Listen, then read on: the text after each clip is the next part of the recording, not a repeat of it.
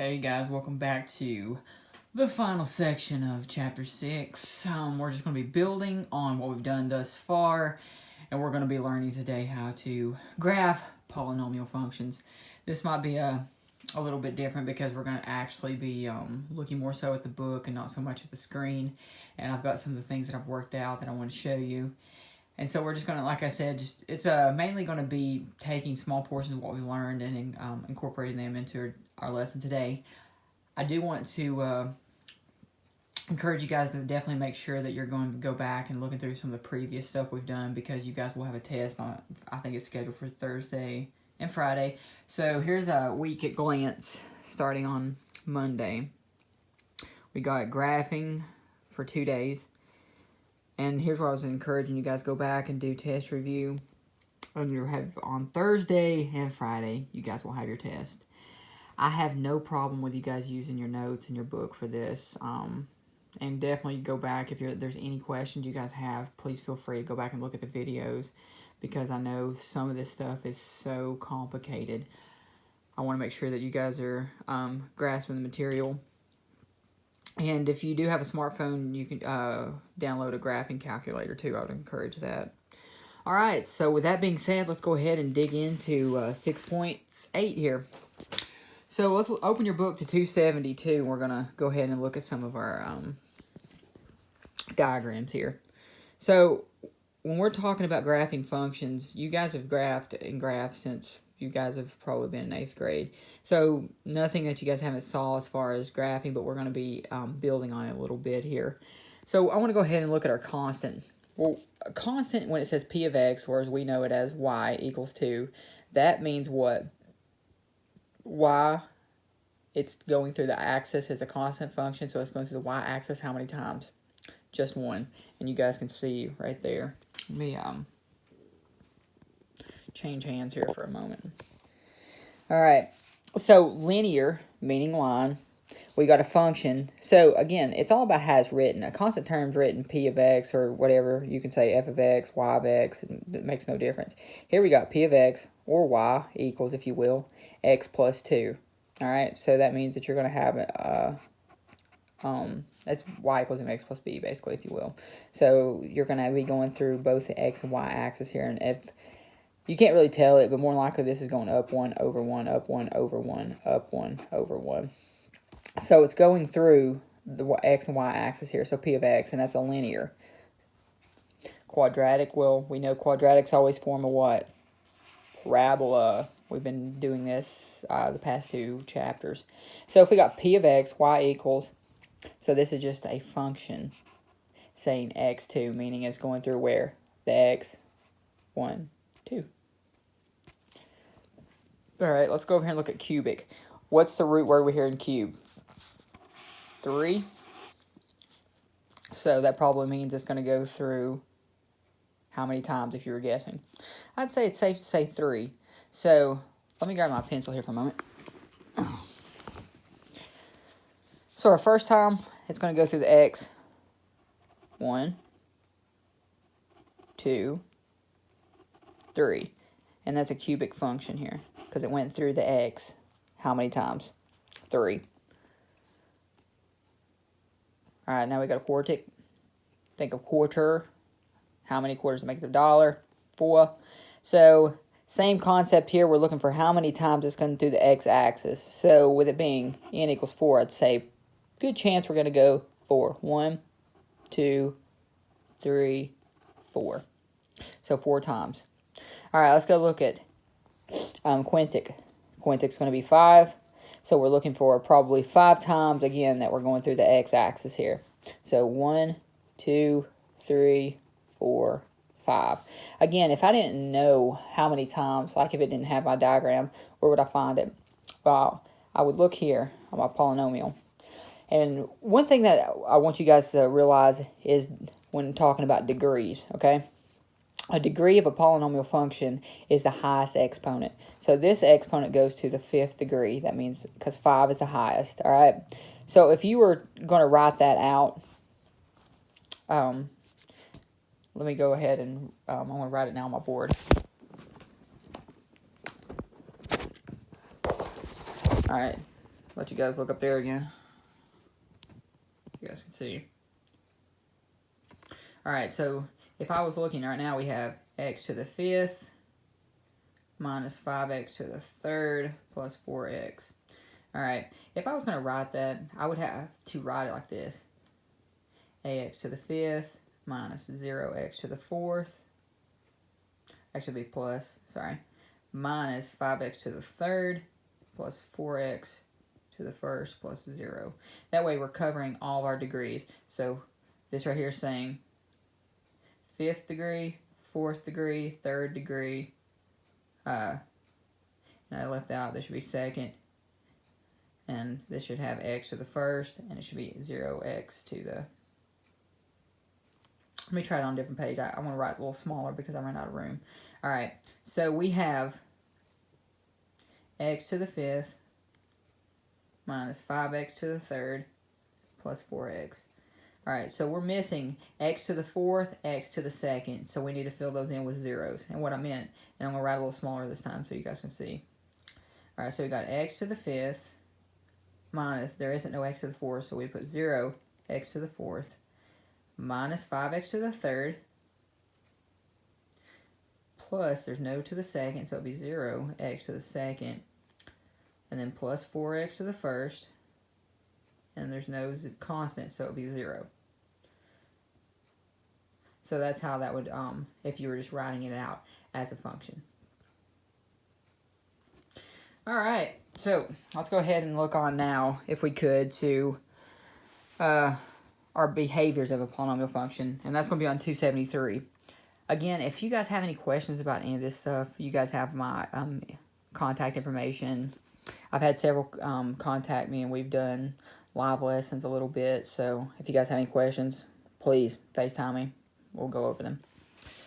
Alright, so we're looking with even degrees and odd degrees, or positive and negative, if you will. Alright, so when I think of even, I usually think of up, and when I think of negative, I think of going down. Okay, so let's go ahead and look right here. Let me find my pencil. Okay, so this one says that we've got, and we're looking at our degrees right here. So this is positive, okay? So positive 2x is and the whole thing is going to be positive, all right?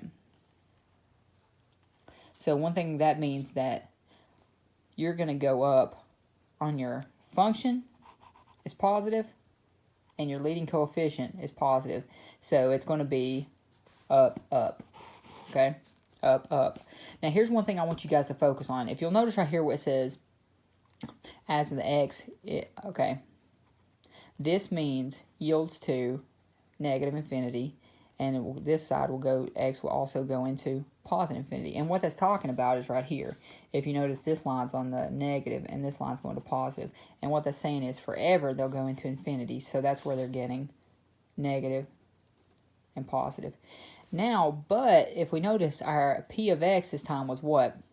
Since it was up, that means they're both going to go, because this is a minimum. So that means they're both going to go up right here forever. All right? Now this is because it's a parabola. So these are both going up. Okay? Now let's go over here and look at this one, g of x. All right, g of x, this one's a little different. We got a negative. We got to the 4th degree. So, with that being said, let's go ahead and look at some things we already know. All right, so as far as crossing the x-axis, we got 1, 2, and it's going down, right? So that means it's going to go into negative infinity on this side and positive infinity on the right side.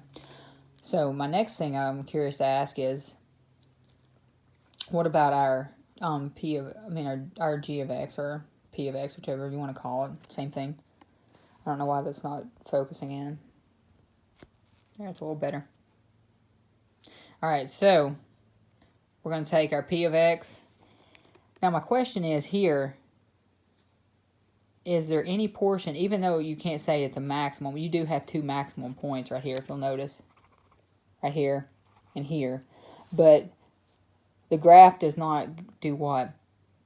It never goes any further than these 2 points. It goes into infinity down here. So what you're going to say is, all right, as x yields to negative infinity, right here, as x yields to positive infinity, right here, okay? Now we're looking at across the y, we got two what? Two maximums. So we're saying that it'll never go past this point. So they're always going down, so p of x is negative infinity, p of x is negative infinity, all right? Now let's look at this next one up here. It's going to be a little bit different, and I meant to say it right here in case you didn't see, but I'm sure we probably did. These are both going down, so it's a down, down. All right, so r of x, we have third degree, but here's something I want you guys to notice. Since we got a negative, and a positive, this one right here is going to be a little bit different because when we graph this, and you'll have the given graph, if you will. So we're going to be looking at this, and we're going to look at our highest degree polynomial. All right, so here I notice we're going where? We're going negative, right? So let's just talk about the x first, okay? We got x going positive, and we got x going positive and x going negative. All right, so negative's coming down here, positive is going up here. So as x yields negative infinity, and as x yields positive infinity, we know something a little different than what we had prior. This isn't going to be a down, down, or an up, up. It's going to be a down, up, down, up. Negative infinity, positive infinity. All right, let's take a look at the negative over here. All right, so we got negative fifth degree, s of x, our function. All right, so here we've got something going. So it's going to be negative infinity as x, and it's going to be positive infinity. But my next question is, what about p of x? Well, one portion of it is, and so when I'm talking about x also, I just want you guys to see here, too, we're talking about this side and this side. Left's negative, right's positive. Below on the y, negative, and positive when y goes up. You guys already knew that, I just wanted to clarify. All right, so we got x going down. So on this side, positive, this side, negative. So as x approaches negative infinity, as x approaches positive infinity. Now our y says that x, we have a plus infinity because it's going up here. And it's going up first, then it's going down. So our equation is going to read, it's up first, down second. Just like over here, it went down first and up second. All right. Okay, with that being said, let's flip on over to the next page here, and I want to talk about this problem here. I also worked it out, and I was going to try to do a little step-by-step if I could for you guys, because I thought it might be a little easier. Let me focus in for a moment here. There we go. So, if you want to pause right here and just look at this for a moment, you're welcome to. And I'll also post it to your Facebook page. Okay, so let's go over here and visit, if we could, for a moment, of our problem. So it's telling us the graph that we got x to the third minus 2x to the second minus 5x plus 6. All right, a couple things I want to point out that we've done. I want to make sure you guys remember synthetic division, and I want to make sure that you also remember what we did when we talked about the rational root theorem. And if we were talking about plotting ordered pairs. So those are just some of the main things I want to bring forth here. All right, so let's go over here and look at the paper I've worked out for a moment. If you'll see here, I've got p of x, and it says p of x equals, and this is the original problem, equals x to the third minus 2x to the second minus 5 plus 6. If you'll notice, I said set it equal to 0. And I did, if you'll look. And when we do that, we're just setting it equal. That way we can solve for finding our zeros. All right, so we rewrote it as 1x to the third minus 2x to the second minus 5x plus 6 equals 0. Okay, so what we want to do here, and I'll try to label it step by step. First, we want to use our rational zero form, which is P over Q. And I wrote this just in case you forgot. P is a factor of the constant, okay? So what is our constant term here? 6. Q is a factor of the leading coefficient. What is our leading coefficient? It's the one that's in front of the x to the third, okay? So if we factor out 6, and I've already done it for you, 1, 6, 2, and 3, plus or minus, plus or minus, plus or minus. What's the factor of 1? Plus or minus 1. All right, that leads us to our second. Now third here, I took what we started with, the 1x to the 3, minus 2x to the second, minus 5x plus 6 equals 0. And I factored it here, okay? They didn't have like a greatest common factor, you know, like 2 going in everything or 3. But x does go into everything and 1 does. All right? X and 1. So what I did here is I factored out x minus 1. Why did I do that? So I could set up this portion right here, x squared minus x minus 6. And that should actually be 5x. And I apologize about that. Let me write that in. No, just kidding. I wrote it right.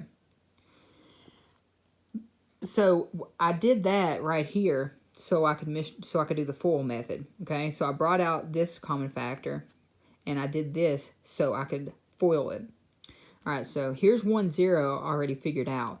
Now we need to break this up and tell us what is going to give us 5 in the middle. Okay, well, the factors of 6, we're going to use are negative 3 and 2, and that'll give us the 5 we're looking for in the middle.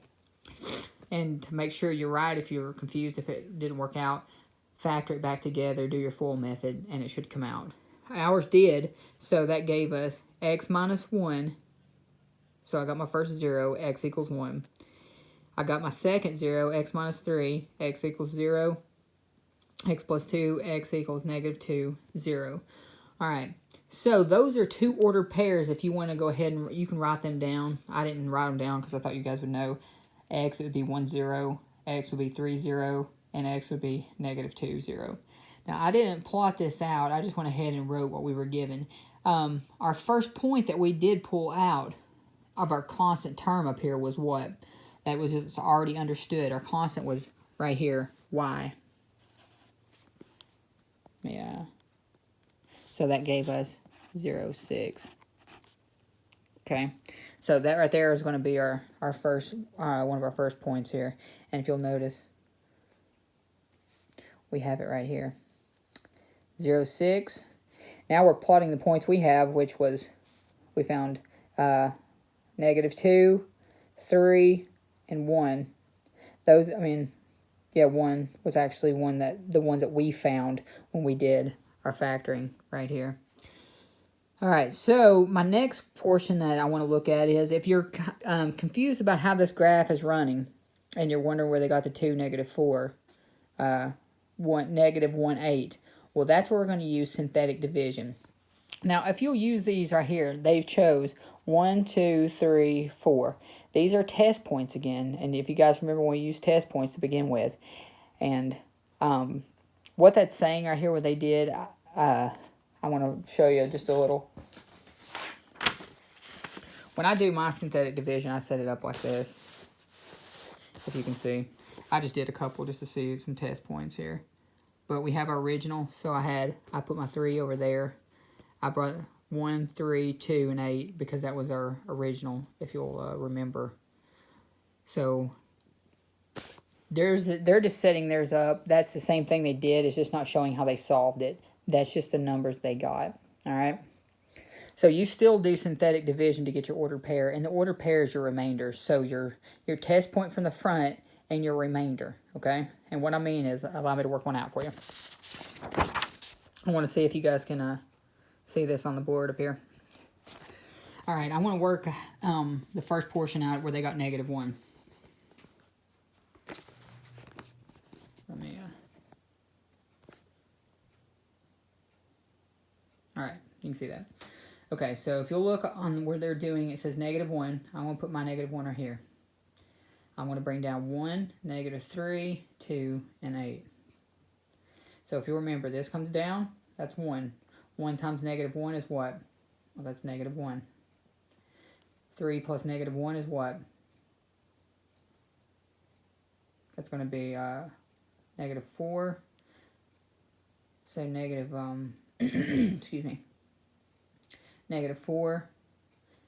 So negative 1, negative 4 is going to be 5. I mean, I don't know why I said 5. It's going to be positive 4. That's 6. Negative 6. And that would be 2. If we had, so that would be negative 6 right there, and 2. So if we wanted to have an ordered pair, let me make sure I wrote this right, because I feel like I might have messed it up. Messed it up. Negative 1. Alright, let me just work it out one more time to make sure. Oh, I didn't add. I think that's what happened. So let me grab my negative 1 here one more time. 1, negative 3, negative 2.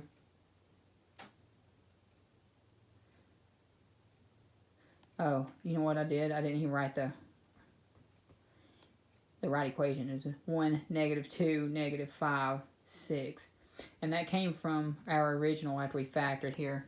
I'll show you where I'm pulling it out from just one more time so you can see. I pulled out, just so there's no confusion, the 1 came from here, negative 2, negative 5, 6. So 1, negative 2, 5, 6. Alright, sorry about that. So I'll bring a 1 down. 1 times 1 is 1. Negative 1 gives me negative 3. Negative 3 times 1 gives me, is that right? Yeah, negative 3. And negative 3 times 1 gives me negative 3. So that's positive 3. That gives me negative 2. Negative 2 times 1 gives me positive 2, which is 8. So I use this as my first coordinate. Negative 1, 8. So that gives me the ordered pair. Negative 1, 8. And all that is going to be, let me see if that's going to show on the board here. Yeah. So that's just going to be a plot on our graph here, if you can see right here. And you can put all these ordered pairs in. You can use positive 1, negative 2, positive 3. And all this is going to be is just going to be on your polynomial here. And that'll be all the answers you're looking for. So again, I'll post this on there, that way you guys can see. And about the test points, you're just doing synthetic division. And again, I just set mine up like this. And what they call that is just the way they have theirs, it's just called a compressed form, meaning it's still the same, they're just not showing their work. All right, so the next portion here we're going to look at is using